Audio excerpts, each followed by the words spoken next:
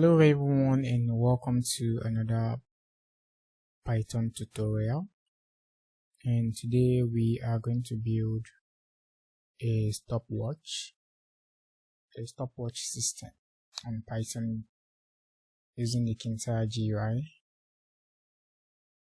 So the first thing we want to do is navigate to your Python, which is the IDLE, and click on Open IDLE.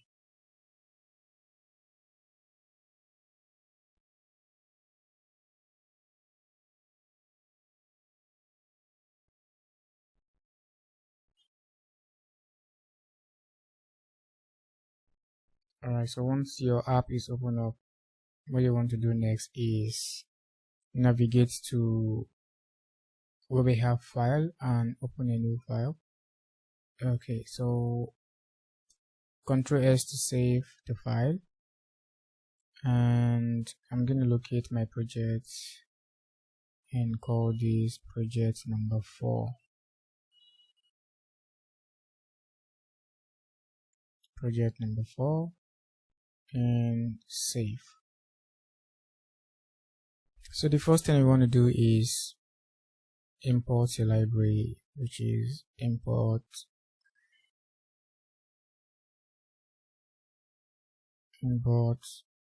the Tkinter library as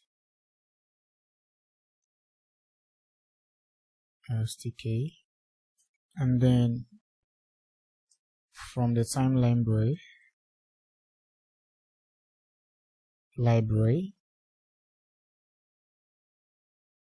we want to import time. Alright, so after you import that, ensure you enable show line numbers so we can trace errors easily. Alright, so now what to do next is, the next thing we want to do is define a function.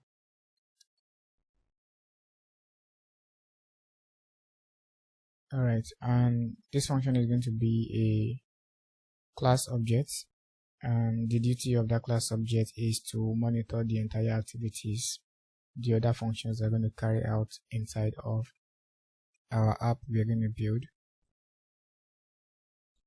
We define the class function as stopwatch. Alright, so inside of the stopwatch function we are going to define another function, and this part of the function is going to handle the geometry of our app, which is the frame of the app. And now the app is going to operate by itself, and then the title of that app is the title of the frame is going to be root, and then we give it a title as stopwatch, and the size of the geometry is 400 by 500. And then we don't want our stopwatch to be resizable, like don't want the size of it to be expanded nor reduced, so we lock that function, not resizable, so we put it at false. Up next we define variables. Alright, and it's going to start running by itself. It's going to start running by itself. Alright, so we want the initial start time to be 0, and then the initial start of the elapsed time is going to be 0. So the place we are going to store the time records is going to be inside of an empty list, so that's why I declare an empty list here. Okay, so the next code is for us to be able to run the app in real time, on a local machine. So the function of root.main loop is to keep it running without closing until the user closes the app by itself. Okay, so let's see what we get from the app. Okay, so this is the main this is the outlook of what our frame looks like, and you can see we don't want it to be resizable. So if it's resizable, we are going to have that arrow kind of mouse cursor that we give you the allow you to expand it. So this is the size we want. So you can choose to add more geometry to it, or you can leave it as default. Okay, so the next thing we want to do now is I'm going to start adding elements to the frame of the app. So we are going to label the stopwatch and set the initial to be 0000, and we want the font to be Arial and the size of the font is 40. The background for the stopwatch is going to be black, and then we want the foreground to be white, and then we are going to give the right here we are going to give the label a pack, and then assign it to the padding of y axis and set the size to 20. Let's check what we have. And okay, so you can see, so the initial time there they have 000, which is the startup time. The background is black, and then the text inside is white, so that's what we set it to be. Now you can see this is what your padding do. Your padding and the pack, this black rectangular box is what we set. Okay, so the next thing we want to do is, so next we set up a list box, and then we insert it inside of our geometry, give it a width of 30 and the height to be 10, and the font is Arial, and we give it the font size of 12 and assign it to a padding of y axis, and the size of the padding is going to be 10. So you can run the app and see the changes. Okay, so what we just did now is insert a little box. So when you click on stop or elapse, you are going to have your list of stoppage times to appear here. So the next is to create a button and insert inside of our frame. So it's going to be inside of the window, and we assign the button to be pack in a padding of y-axis and assign the size to be 10. Then the button is going to be the one the user is going to click to start. So this is our start button, and we are going to label it as start. So it's going to be so command equals self.start. So when the user click the action of start, we are going to have our stopwatch to start working. And then to bind the function together with the window, we use pack. So we use pack, and then we are going to assign this particular button to the left side and give it a padding of x-axis to be 5. Alright, so let's see the changes we make. Okay, so nothing really worked. It returned an error because of the command function, so there's no function for now to handle that. So there's no function for now to handle those buttons, and what we can do is just ignore it for now and go ahead to create the other buttons. So it's going to have a lap button. So this particular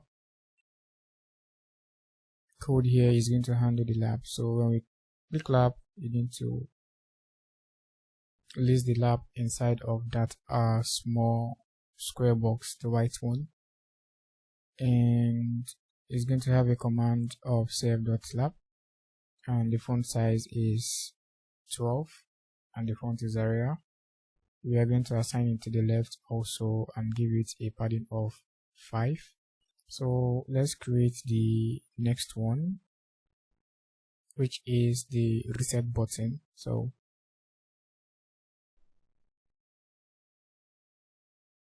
we created another button and we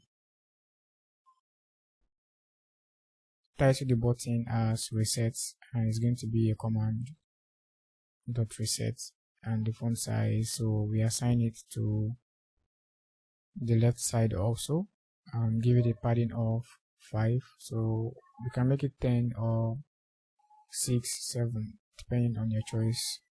And the last button is going to be our stop button.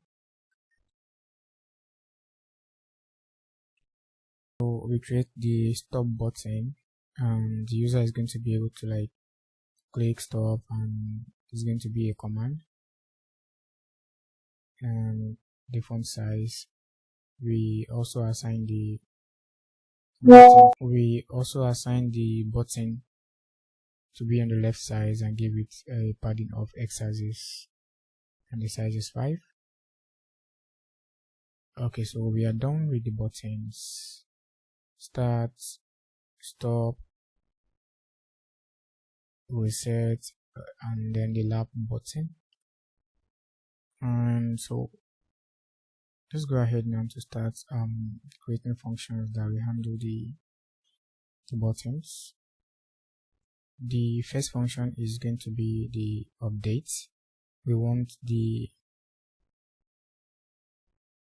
stopwatch to be able to update itself, and then set a condition. If it is running, then we want it to elapse, and then the time is going to start by itself. And we want to display the time that has started running, and set the initial calculations to be a second to be 50 counts, and after 50 counts it updates to 1 second. Another 50 counts we get to get another 50 counts, it updates to 2 seconds. And one thing you need to consider is ensure your indentations are correct. To get that correctly, I just have to count the number of spaces I have before my line of code, which is 1, 2, 3, and 4. So ensure your indentation are correct so as we can avoid having error in the code. Alright, so I'm going to break out of this line of code and back to my indentation again. So up next, we want to be able to display the time that we're going to have inside of our app. So now to display the time, we have to do some little bit of conversions. We are converting to milliseconds, seconds, minutes, and hours. Okay, so now we want the value of the number there to be, we want the data type to be an integer. Alright, so it's going to be self.elapse, and we want a seconds to be 1000 milliseconds. Want to convert to seconds, then we have to divide our milliseconds by 1000, which will give us the value of 1 second. And to get our minutes, we want to divide the value of seconds by 60, and to get our hours, we want to to get our hours, we want to divide the total number of minutes by 60. Alright, so now we are going to label it and then configure the text output to be hours, and we want it to be in a 2 decimal place, and then our minutes is going to be display as our minutes is going to be displayed also in 2 decimal places, and 60 minutes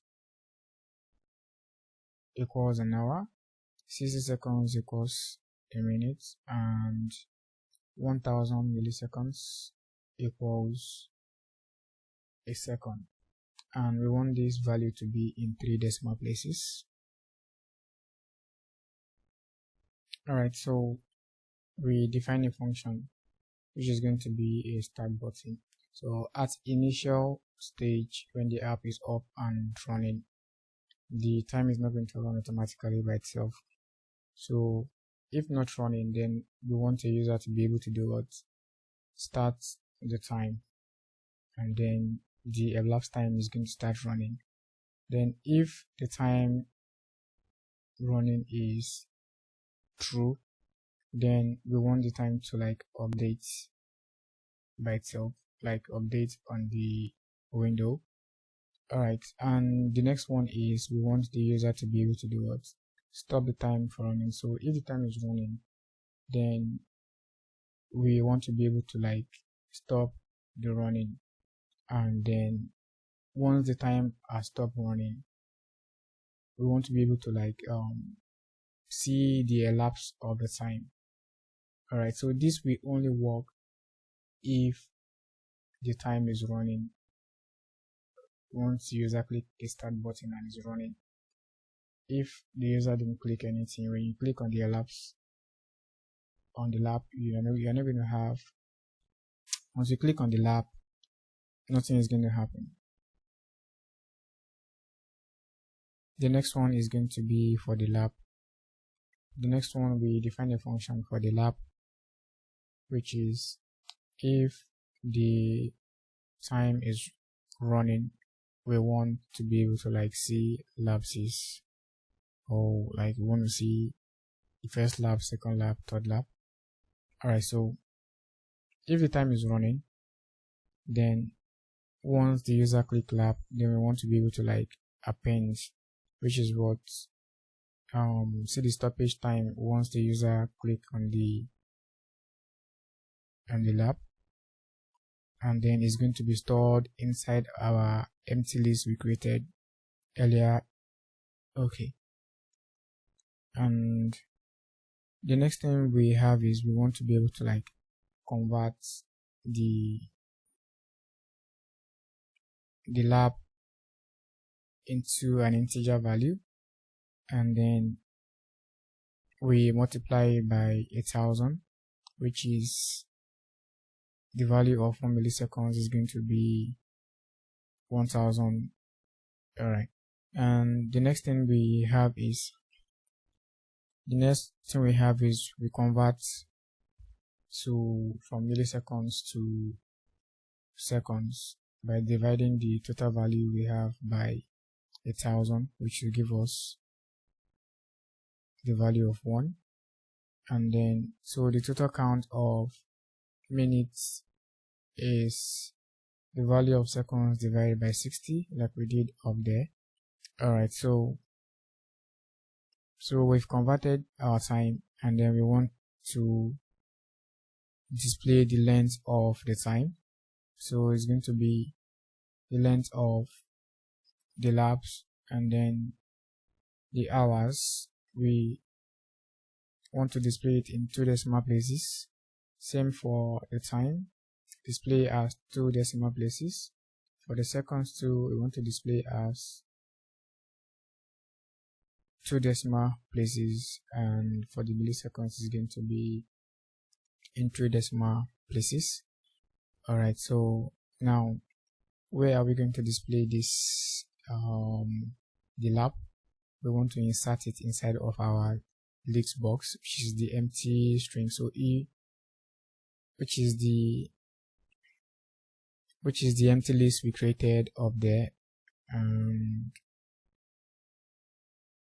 the empty list we created at the top right here. So this is where we are going to like store the lapse of the time.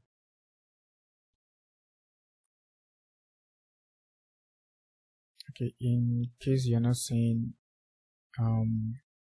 what I have there. Okay,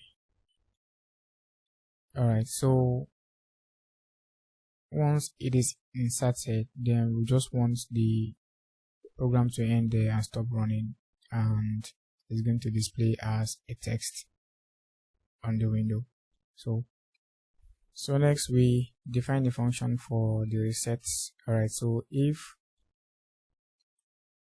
the time is running, then we want to be able to like stop it, so we assign it as the value of false, and then once the time stop, is going to like go back to the initial, which is going to be 0, and then the lapse also is going to return back to 0, and our lapse storage inside of our empty list is going to reset back to 0. So once it resets, we are going to have a label to reset back to 000 as the default, and then inside of our list box we are going to be able to like delete the entire information we have inside there, so, and then return it back to 0, so the program ends there.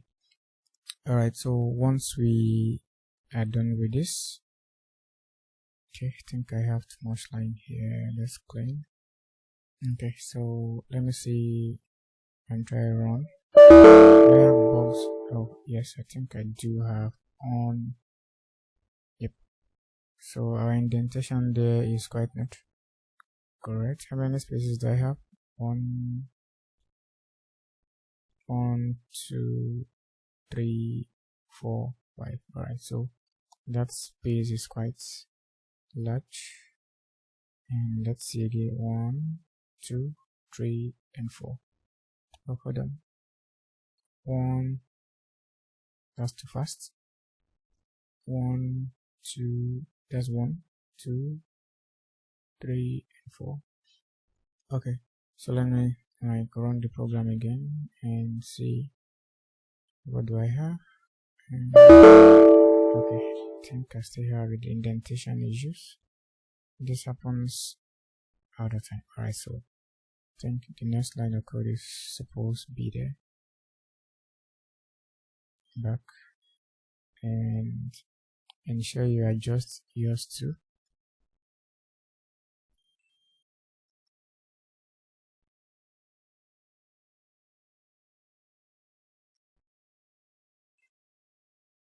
And try to run the program.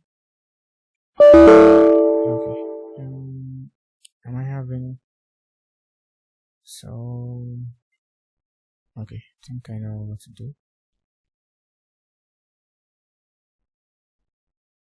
1, 2, 3, 4, and so let me fix this.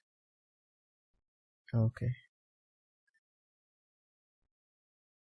1 space, 1 space, 1 space, 1 space.